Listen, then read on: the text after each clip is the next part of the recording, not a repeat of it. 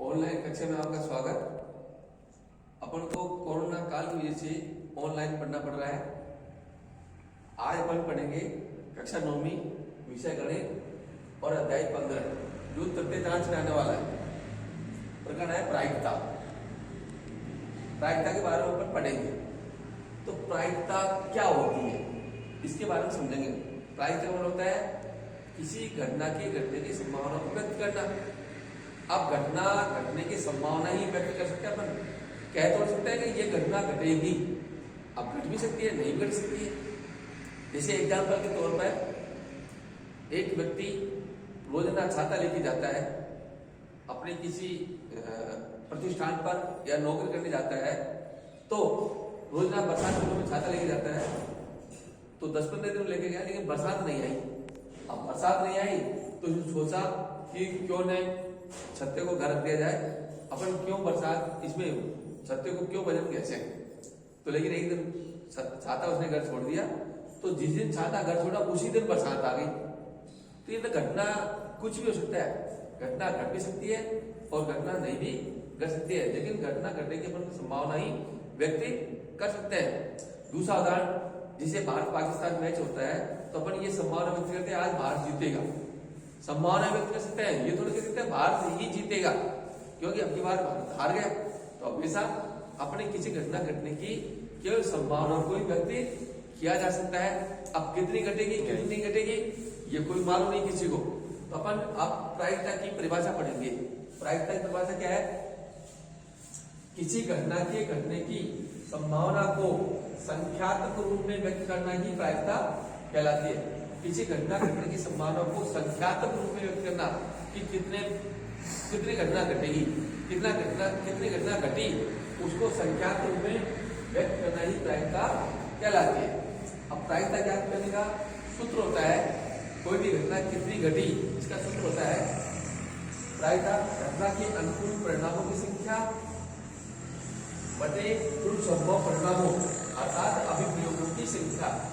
घटना जो भी घटवाई जा रही है उस घटना के अनुकूल कितने परिणाम प्राप्त हुए उनकी संख्या बटे कुल संभव परिणामों अर्थात कुल अभिप्रयोगों की संख्या, अर्थात कुल कितने परिणाम प्राप्त होते थे, अर्थात कुल कितने अभिप्रयोग अपन ने उसमें किए उनकी संख्या। प्रायिकता है, प्रायिकता की एक लिमिट होती है कि प्रायिकता कितनी हो सकती है, किस किस के बीच प्रायिकता हो सकती है। तो प्रायिकता की लिमिट है, सीमा है। प्रायिकता का मान, किसी घटना घटने की प्रायिकता का मान 0 से अधिक और या 0 के बराबर हो सकता है, या 1 से कम या 1 के बराबर हो सकता है। किसी घटना घटने की प्रायिकता 0 से अधिक या 0 के बराबर, 1 से कम या 1 के बराबर हो सकती है।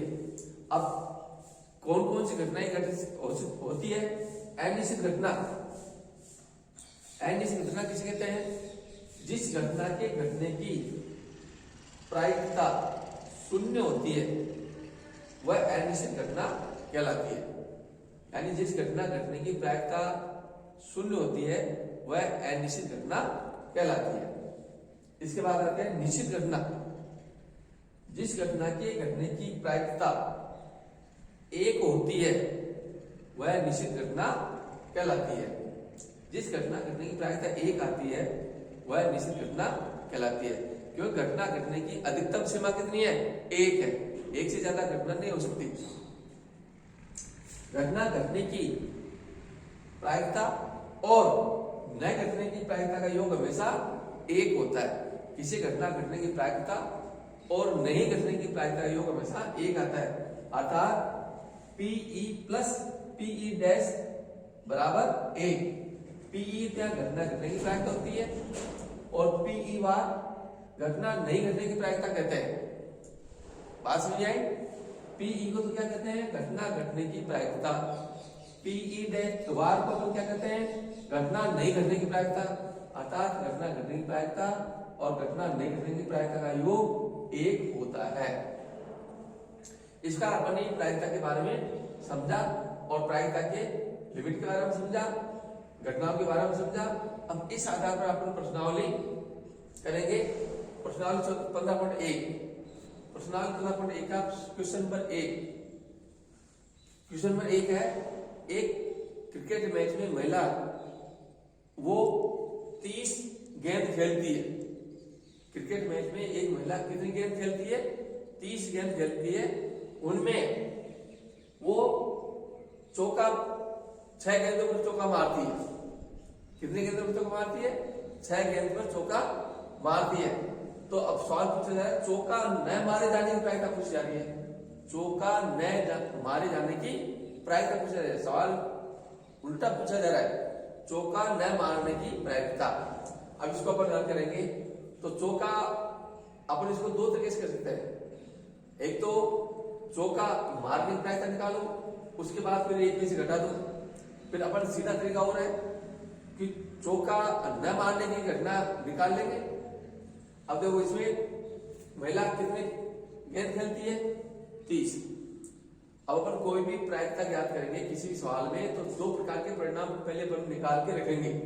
नंबर 1 कुल संभव परिणामों अर्थात अभिप्रयोगों की संख्या निकालेंगे कि कितनी होगी। कुल संभव परिणाम या कुल अभिप्रयोग कितने, जितनी टोटल संख्या होती है वो कुल संभव परिणाम होते हैं। तो यहाँ पर महिला कितनी गेंद खेलती है? 30। अतः कुल संभव अभिप्रयोगों की संख्या कितनी होगी? अतः कुल संभव परिणामों की संख्या कितनी होगी? 30। अब चौका न मारने की संख्या, चौका कितने बार मारती है? 6 बार। चौका कितने बार नहीं मारा उसने? 30 गेंद खेली, इसमें 6 पर चौका मारा, यानी 24 बार उसने चौका नहीं मारा। अर्थात चौका न मारने की संख्या कितनी होगी? 24। अब अपन को ये तो पूछा जा रहा है कि चौका न मारने की प्रायिकता क्या होगी। तो चौका कितने बार नहीं मारती है वो? 24 बार। अतः चौका न मारने के अनुकूल परिणामों की संख्या, चौका न मारने के अनुकूल की परिणामों की संख्या, अपन को अनुकूल परिणाम संख्या निकालनी है। तो किसकी निकालनी है? चौका न मारने के अनुकूल परिणाम कितने हुए? कितने हुए? 24। अब अपन इसकी प्रायिकता का सूत्र लगा देंगे। प्रायिकता का सूत्र क्या होता है? घटना के अनुकूल परिणामों की संख्या बटे कुल संभव परिणामों की संख्या। तो चौका न मारने की प्रायिकता क्या होगी? घटना के अनुकूल परिणामों की संख्या बटे कुल संभव परिणामों की संख्या। घटना के अनुकूल परिणाम कितने हैं? 24। अर्थात क्या घटना घट रही है यहाँ पर? चौका न मारने की प्रायिकता निकालनी है। तो चौका कितने बार नहीं मारा जा रहा है? 24 बार। उसके 24 हो गए। कुल संभव परिणाम की संख्या कितनी है? 30। यानी कुल इसने 30 बार प्रयोग किया या 30 बार उसने 30 गेंद खेली। तो 24/30। अब 24/30 को अपन किसी एक संख्या का भाग देंगे, छोटे रूप में कर लेंगे। अपन देखो 6 का भाग 24 में दिया, 4 बार गया। 6 का भाग 30 में दिया, 5 बार गया। कितने उठ गए? 4/5, 4/5। तो चौका न मारने की प्रायिकता कितनी आएगी? 4/5। एक सीधा उत्तर आ गया। अपन इसको करना चाहे तो दूसरा तरीका है, पहले अपन चौका मारने की प्रायिकता ज्ञात करो, फिर उसको एक में से घटाओ। इसको अपन दोनों तरीके से इसको सवाल को कर सकते हैं। ये चौका न मारने की प्रायिकता आएगी 4/5। इसका आपका सवाल पूरा हुआ। अब बाकी जो सवाल है आपको करने हैं, ये गृह कार्य में नहीं आए तो आपको पूछना है।